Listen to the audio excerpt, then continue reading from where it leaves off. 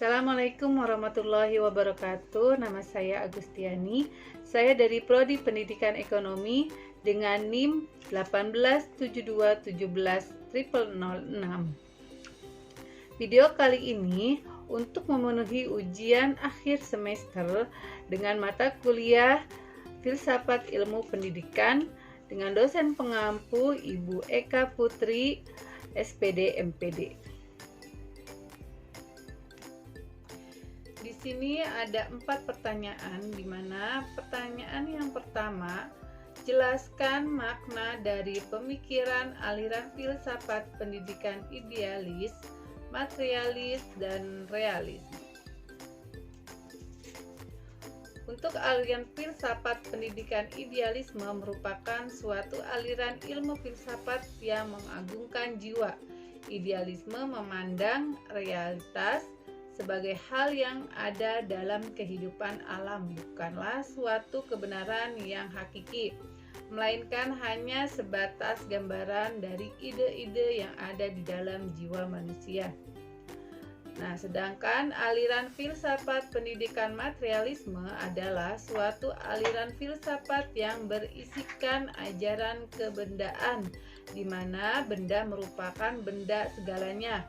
Filsafat materialisme memandang bahwa materi lebih dulu ada, sedangkan ide atau pikiran timbul setelah melihat materi.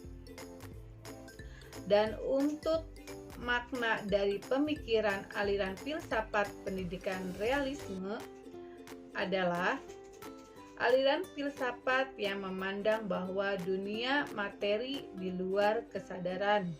Ada sebagian suatu nyata dan penting untuk dikenal dengan mempergunakan kemampuan intelektual yang dimiliki manusia.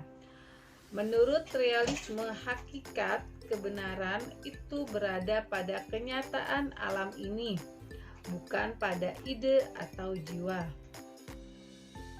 Pertanyaan yang kedua yaitu jelaskan makna aliran pemikiran filsafat pemikiran pendidikan yang ada di Indonesia.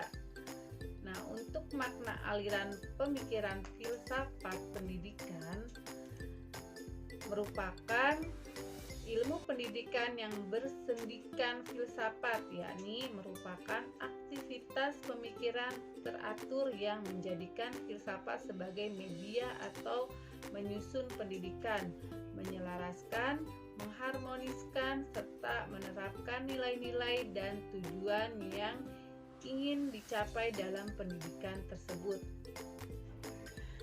Pertanyaan nomor 3.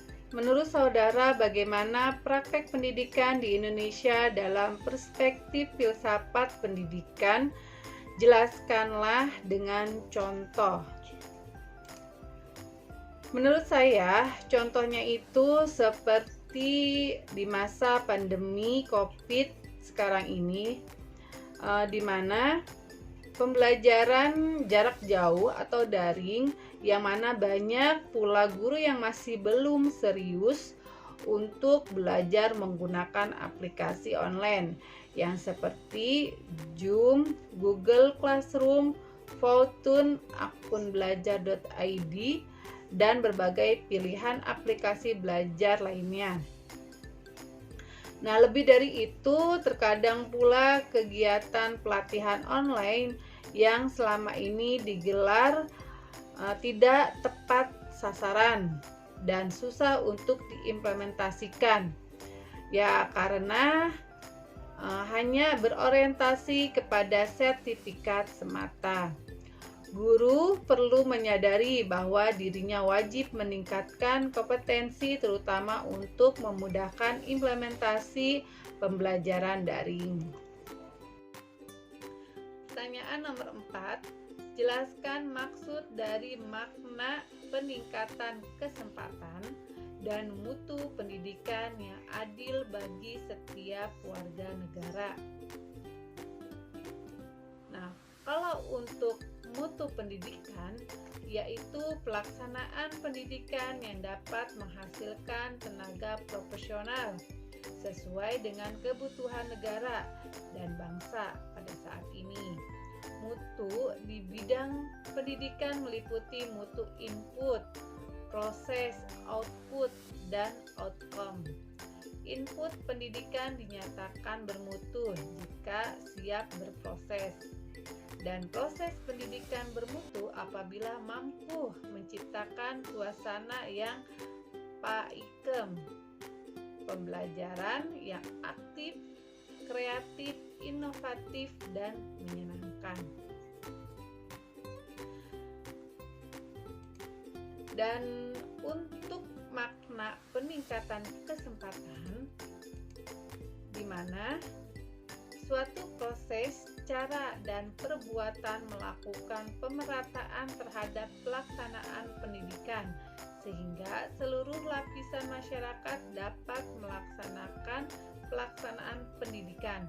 Pemerataan pendidikan mencakup dua aspek penting, yaitu persamaan kesempatan untuk memperoleh pendidikan dan keadilan dalam memperoleh pendidikan yang sama dalam masyarakat. Akses terhadap pendidikan yang merata berarti semua penduduk usia sekolah telah memperoleh kesempatan pendidikan. Sementara itu, akses terhadap pendidikan telah adil jika antara kelompok bisa menikmati pendidikan secara sama. Hanya ini pemaparan dan penjelasan dari saya. Semoga bermanfaat dan dapat diterima dengan baik. Kurang lebihnya mohon maaf, dan saya akhiri. Wabillahi taufiq wal hidayah. Wassalamualaikum warahmatullahi wabarakatuh.